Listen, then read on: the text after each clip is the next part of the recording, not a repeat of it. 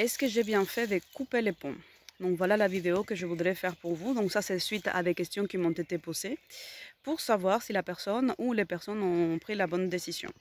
Donc c'est une question extrêmement intéressante parce que celle-là elle s'applique pas uniquement à un cas, c'est-à-dire un cas relationnel. C'est est-ce que j'ai bien fait de couper le pont avec mon ex-chef, avec mon employeur? Est-ce que j'ai bien fait de couper le pont avec ma famille, avec mes parents, avec mes sœurs, avec mes frères, avec ma mère, avec mon mari, avec mon ex-mari, avec j'en sais rien. Donc c'est une question vraiment qui me semble très intéressante et du coup je vais prendre le temps de la développer. Donc à partir du moment où vous avez pris la décision de prendre de la distance, du recul, de couper les ponts, et franchement, c'est que c'était une question de survie. Hein. Donc, si vous l'avez fait, c'est qu'à un moment donné, la situation, la relation, elle devenait trop toxique. Elle était ingérable. Elle vous procurait que de la souffrance. Elle ne vous donnait pas vraiment de la joie. Elle vous renvoyait à la partie la plus noire de vous que l'autre voulait vous renvoyer. Parce qu'en fait, en nous, il n'y a pas que du noir, il n'y a pas que du blanc. Mais ces relations-là avec lesquelles vous avez pris de la distance, c'est des personnes, en fait, qui vous ont fait un lavage des cerveaux, un formatage, que ça fonctionne encore aujourd'hui, puisque vous posez la question, est-ce que j'ai bien fait? Est-ce que c'est pas mieux que je retourne vers la personne qui me fait souffrir? Donc, à partir du moment où vous avez pris une décision, c'est-à-dire de prendre de la distance, de couper les ponts, c'est qu'il s'agissait de votre instinct de survie. C'est que la relation, elle était toxique. Ensuite, moi, je vous invite, parce que c'est important d'avoir quelque chose de très pragmatique et de très réaliste. Donc, c'est soit vous faites une liste avec comment ma vie elle va depuis que je n'ai plus de contact avec mon chef, mon ex-chef, mon ex-mari, ma ex-compagne, j'en sais rien, ma soeur, ma mère. Donc là, vous faites votre liste. Et vous dites, voilà, les points négatifs, voilà les points positifs, comment est-ce que je me sens, est-ce qu'il y a plus de positifs ou que de négatifs. Et à partir de là, vous saurez si vous avez pris une bonne décision. Ensuite, le problème avec ça, c'est que vous êtes rentré dans une relation en général de dépendance, et c'est une dépendance affective due à une carence. Je m'explique. Si vous étiez dans une relation toxique avec vos parents, vous dépendiez d'eux en fait. Vous dépendez d'eux pour pouvoir grandir, avoir à manger, avoir un toit, et, bref, tout ce qu'il faut pour grandir, quoi. Donc là, à partir de là, vous êtes dans une dépendance à vos parents. Et du coup, comme vous êtes dans cette dépendance avec vos parents, il est difficile de prendre conscience et de que ça nous traverse dans l'esprit, dans notre tête, que ces personnes-là, ils peuvent être toxiques, que ces personnes-là, ils peuvent nous vouloir du mal. Mais ces personnes-là, ils sont toxiques, ils peuvent nous vouloir du mal, pas parce qu'ils sont méchants, parce qu'il faut sortir de ça. C'est parce qu'en eux-mêmes, c'est un peu comme une poupée russe, ils ont des carences. Donc, ils ont des carences affectives, des carences émotionnelles en eux, donc la personne avec qui vous avez coupé les ponts. Et cette personne-là, elle a des carences affectives, émotionnelles, inconscientes. Et qu'elle ne veut pas aller le voir, elle ne veut pas en prendre conscience, elle rejette la faute sur les autres, puisque elle est inconsciente. Ça ne montre pas la conscience. C'est des personnes qui ne veulent pas s'interroger, qui ne veulent pas faire un cheminement, qui ont des peurs tellement ancrées qu'ils ne vont pas les chercher à midi à 14h. Hein. C'est 1 plus 1, ça fait 2. Ils ne vont pas chercher plus loin. Donc, et vous avez aussi une carence, puisque cette personne, elle vous a mis dans la carence. Cette personne, elle ne vous a pas donné de la valeur. Cette personne ne vous a pas aimé inconditionnellement. Son amour était conditionnel. Fais ceci, alors tu auras cela. Tu n'as pas fait comme ci, et de toute façon, vous ne serez jamais à la hauteur. Parce que c'est des personnes qui sont dans une carence inconsciente, ce qui veut dire que même si vous lui donnez ce qu'il demandait, ils vont trouver encore autre chose à vous demander. Et donc, ce sont des personnes qui sont dans des mots, dans leur langage, vous les observerez, dans le toujours, c'est toujours comme ça avec toi, et dans le jamais.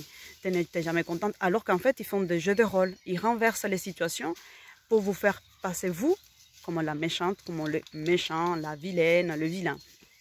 Donc, si vous avez pris de la distance, c'est très bien, parce que c'est une question de survie.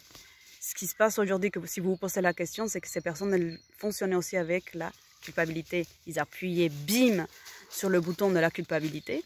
Et donc, du coup, étant donné que ces personnes, ils appuient sur le bouton de la culpabilité, aujourd'hui, vous êtes à vous poser la question, est-ce que j'ai bien fait? Est-ce que j'ai pas été trop méchante? Est-ce que c'est vraiment gentil de faire ça?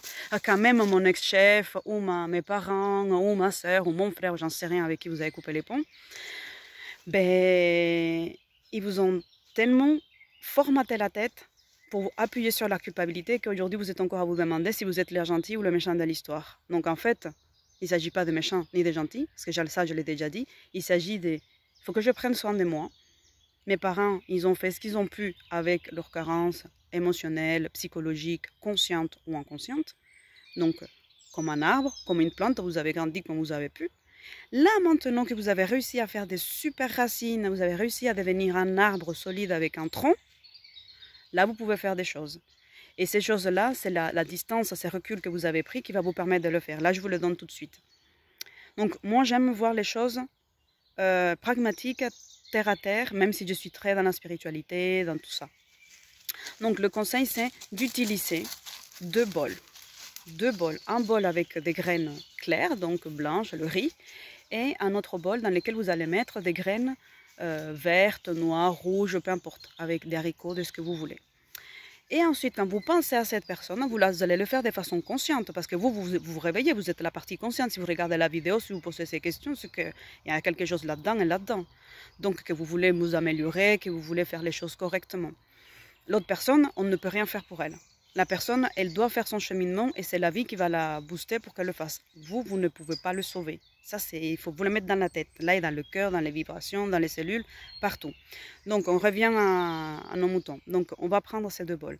Vous allez prendre le bol avec les graines blanches, le riz, pour chaque pensée et chaque souvenir que vous avez avec cette personne qui était agréable, qui vous apporte du bien-être, dont vous êtes sortie super heureuse, etc. Et que, évidemment, il n'y avait rien derrière.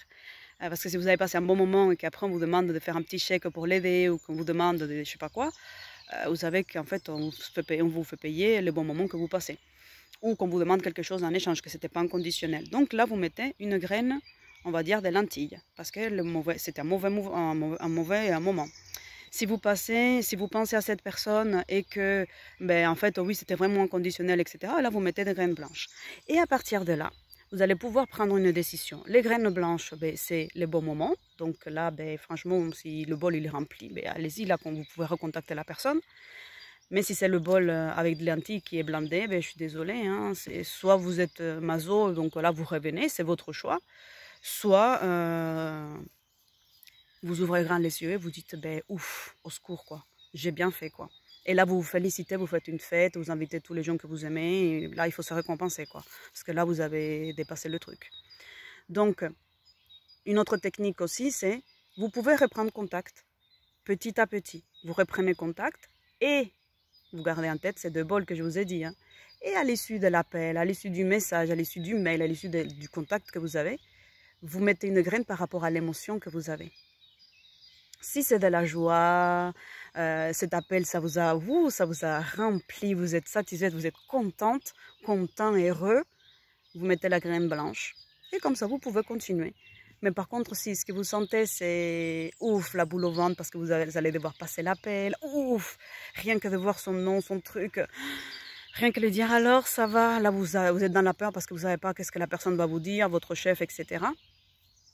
Ou votre famille, ou vos enfants, ou votre ex, peu importe. Mais là, c'est une graine de lentilles que vous allez poser et vous faites ça, vous faites le bilan au bout d'une semaine, au bout de 15 jours, un mois. S'il y a beaucoup de graines, au lieu de vous mettre à les compter, vous pouvez juste les peser et vous pouvez faire le poids. Qu'est-ce qui est bon pour vous? Parce qu'après tout, c'est vous qui prenez la décision. Donc, j'espère que ça vous a aidé. Merci beaucoup pour vos commentaires, merci beaucoup pour le partage qu'on a. Si la vidéo, vous pensez qu'elle peut aider quelqu'un, pensez à la partager. Je vous laisse mon adresse mail si les personnes n'ont pas Facebook. C'est angela.therapie@gmail.com. Donc là, vous pouvez me contacter. Et les questions, si vous ne voulez pas les poser en public, vous pouvez les poser à travers le mail. Et comme ça fait l'objet aussi d'une vidéo. Sachez qu'il n'y a pas de questions bêtes. Parce qu'il vaut mieux poser une question, soi-disant comme une question bête. Et là, comme ça, vous restez con un jour. parce qu'après je vous donnerai la vidéo et du coup vous allez comprendre un certain nombre de choses. Alors que si vous ne posez pas la question, vous resterez bête peut-être très longtemps. Hein. Donc, moi je vous déconseille ça. Osez vraiment, osez poser les questions, osez faire des commentaires. Envoyez-le moi par mail, par Messenger ou sur Facebook ou en dessous de la vidéo, vous pouvez commenter. Voilà, donc namasté, à bientôt, ciao ciao.